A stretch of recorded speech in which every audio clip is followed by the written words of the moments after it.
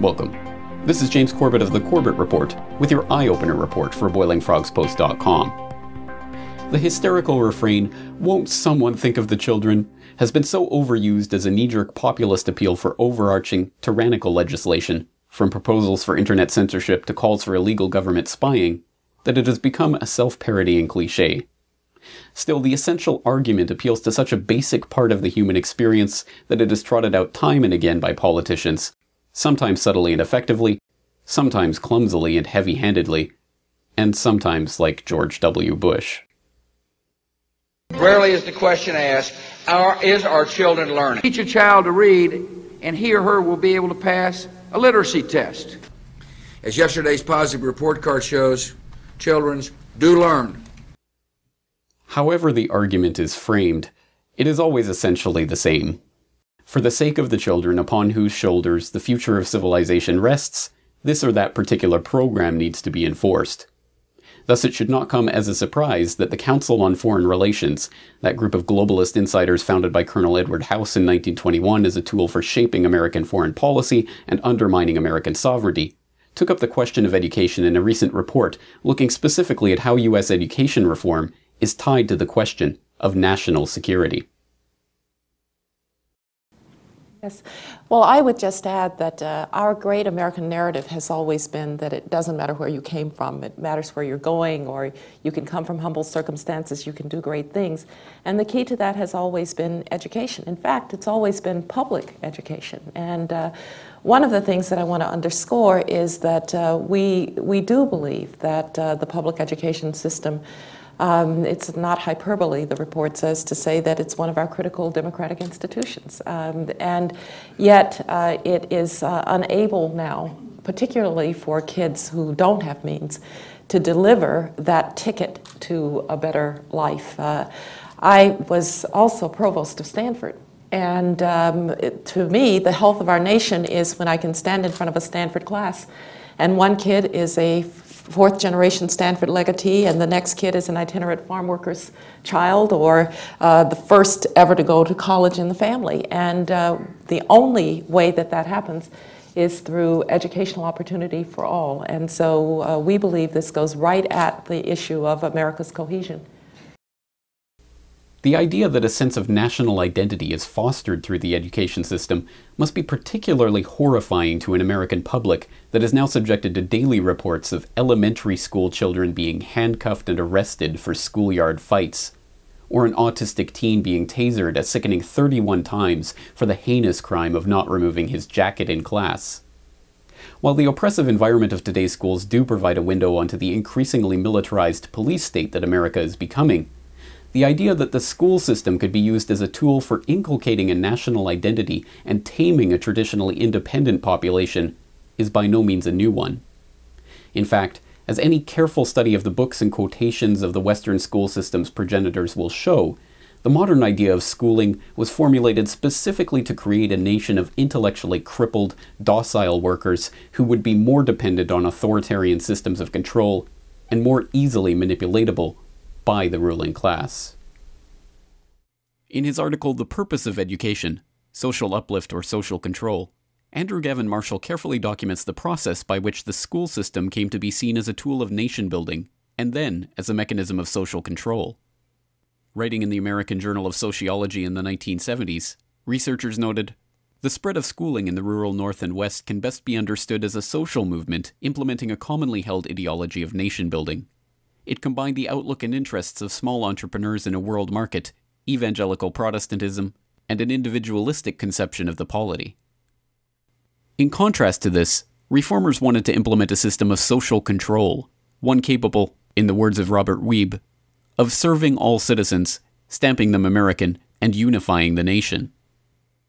Whereas the educational impulse in the early days of the schooling movement was to foster and encourage the curiosity and independence of the largely agrarian population for whom these qualities would have evident utility, this morphed into a system for forcing obedience to authority, mechanical repetition of tasks, and rote memorization of facts, as the economy itself became increasingly dependent on industrialized processes of production. In this paradigm, the task of the education system itself was to prepare the vast majority of the population for the repetitious, highly regimented labor of the factories. One of the intellectual precursors for this idea was a German philosopher named Johann Gottlieb Fichte. According to British philosopher Bertrand Russell, Fichte laid it down that education should aim at destroying free will, so that, after pupils have left school, that they shall be incapable, throughout the rest of their lives, of thinking or acting otherwise than as their schoolmasters would have wished. As John Taylor Gatto, former New York City and New York State Teacher of the Year, has exhaustively documented in his books on the subject, the philosophical roots of this tradition trace back to Prussia, where the modern system of universal compulsory education was first formulated. Prussian schooling, which had, for a different reason, had been out to destroy the imagination. And let me say to anyone listening to this, when someone makes a reckless statement like that, you make sure they can document it. And I will document it as long as you're willing to walk to your local public library. Because in every public library worth its salt in the United States, and in every college library, you will find a collection of essays by a Prussian philosopher, Johann Fichte, who was the immediate heir to the University of Berlin's philosophy department, which had been under Immanuel Kant. Fichte wrote a series of, it was over a dozen public essays to the Prussian king from, let me say 1808 to about 1818. They're called Addresses to the German Nation. And the provocative event that set the first one off was the Prussian army, which was the Prussian economy, renting soldiers, stealing other people's stuff, had been whipped by Napoleon's amateur army at the Battle of Jena in 1806. And Fichte said it was because this demon imagination was loose among ordinary soldiers, and in situations they would override the orders from headquarters about what to do, and that's why we lost.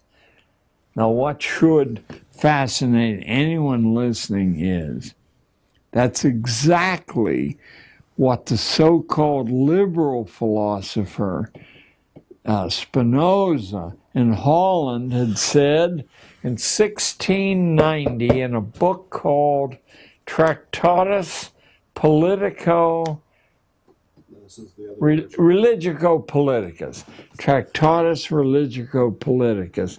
Spinoza said that the ordinary population was so psychologically diseased, murderously so, there was no way to heal it.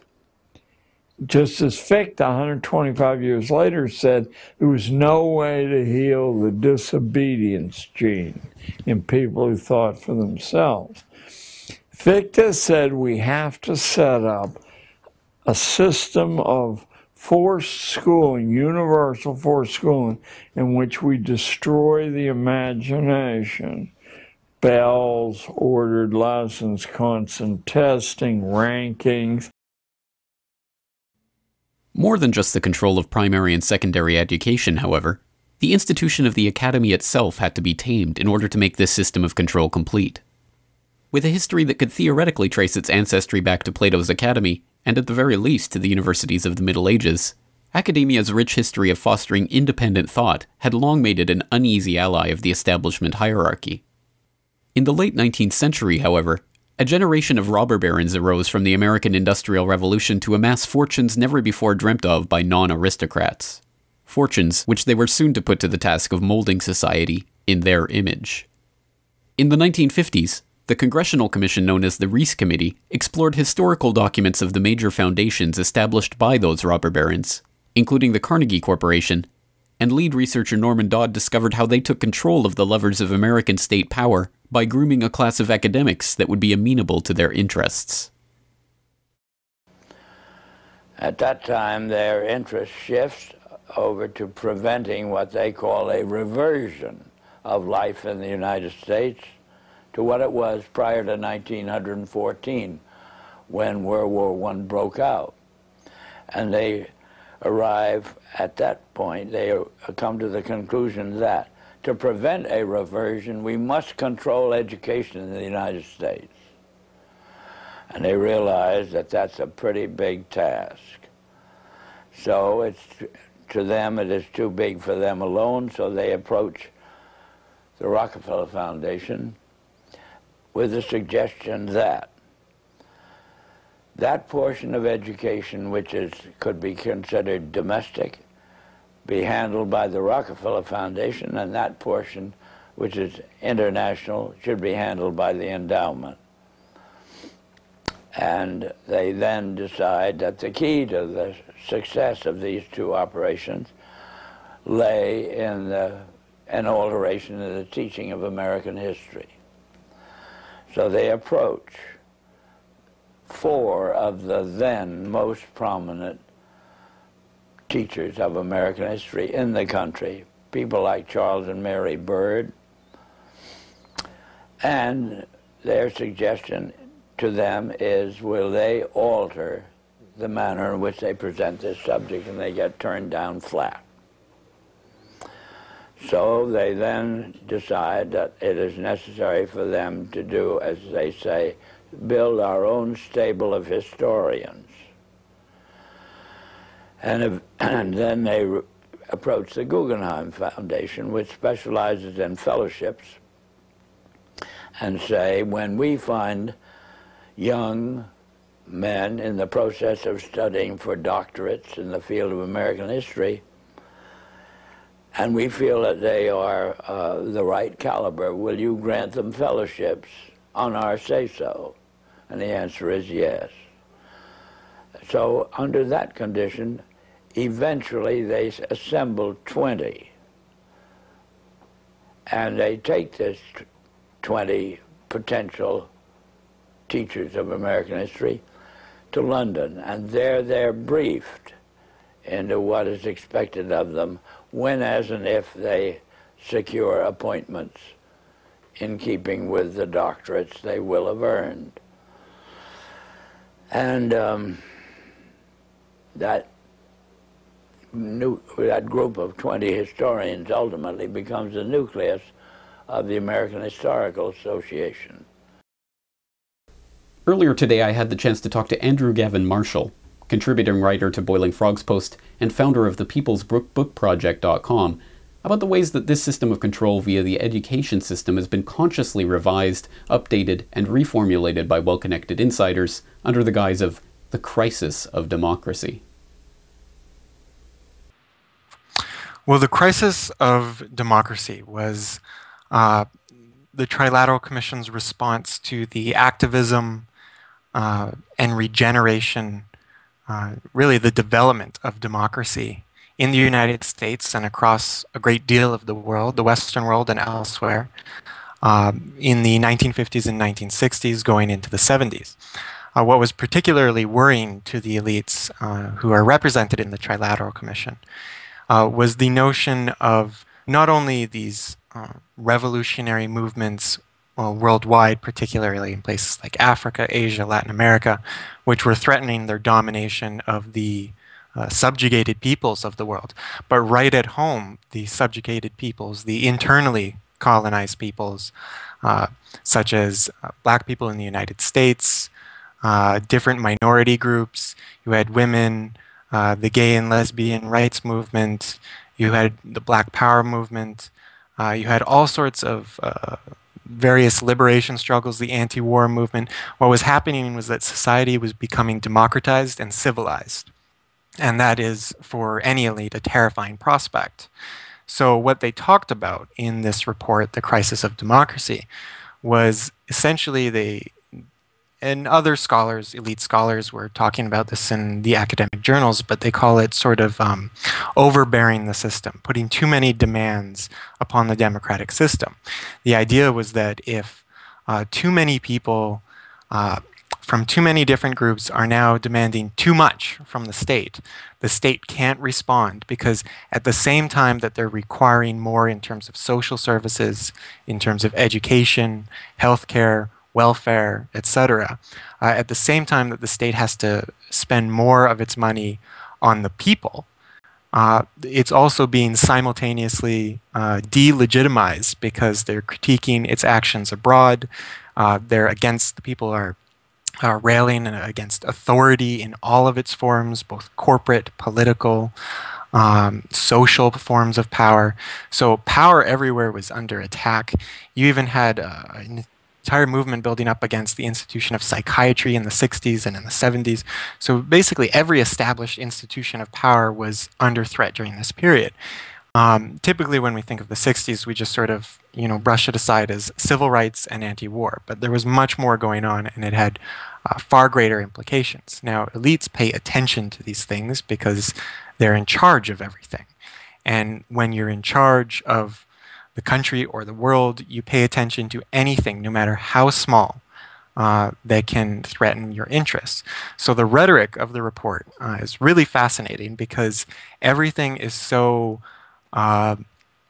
overblown and exaggerated, and literally the idea that black people now demanding rights and support, basically in their view of it, means the end of the world and everything's going to collapse and we're going to lose all our power and it's just going to tumble and all fall away. Now, if you read this from a logical standpoint, from a general common sense standpoint, it sounds ridiculous. But if you look at it from the elite standpoint, it's very logical because if any aspect of their power is threatened, all of it can be threatened. And so what they refer to as the crisis of democracy was in fact an excess of democracy. If it is the insiders at organizations like the CFR who have been self-consciously steering society in this self-defeating direction, it should be relatively easy to determine what not to do. We merely have to examine what it is they are suggesting, and then pursue a different course of action. So we think right now we have an agrarian model of education. One of the things that's remarkable is so little has changed. So it used to be we had a 9-to-3 day and we had basically 180 days a year, and the thought was, the kid would go out and work in the farm before 9 and over the summer. And so the idea that we're going to accomplish all the things that Secretary Rice is talking about and have a short school day and a short school year seems to me not to make sense. And schools that are starting to crack the code, extend the day, extend the year. I'm pleased to see Mayor Emanuel in Chicago is now pushing that issue. We just need more time on task to literally accomplish the things the Secretary is talking about. The framing that the would-be directors of society put on the issue is as transparent as it is effective on a populace who have had their powers of critical thinking greatly reduced by an education system that no longer teaches it. If the school system is broken, then what we need is more schooling. More hours in government indoctrination camps, more taxpayer dollars thrown at the problem in a cynical attempt not to ameliorate it, but exacerbate it. More power consolidated in the hands of the education department that has been organizing this dumbing down of society the whole time. And like any other false flag event, it is a feedback loop. The worse the problem gets, the more power the perpetrators of that problem can obtain. No, the problem will never be solved by allowing the same self-proclaimed elites and would-be social engineers even more time, money, and power to wreak havoc in our children's lives. This problem, like so many others, will only ever be solved when parents stop waiting for government agencies and globalist think tanks to descend from the heavens with the perfect solution, and instead take matters into their own hands. This video is brought to you by the subscribers of BoilingFrogsPost.com. For more information on this and other topics, please go to BoilingFrogsPost.com. For more information and commentary from James Corbett, please go to CorbettReport.com.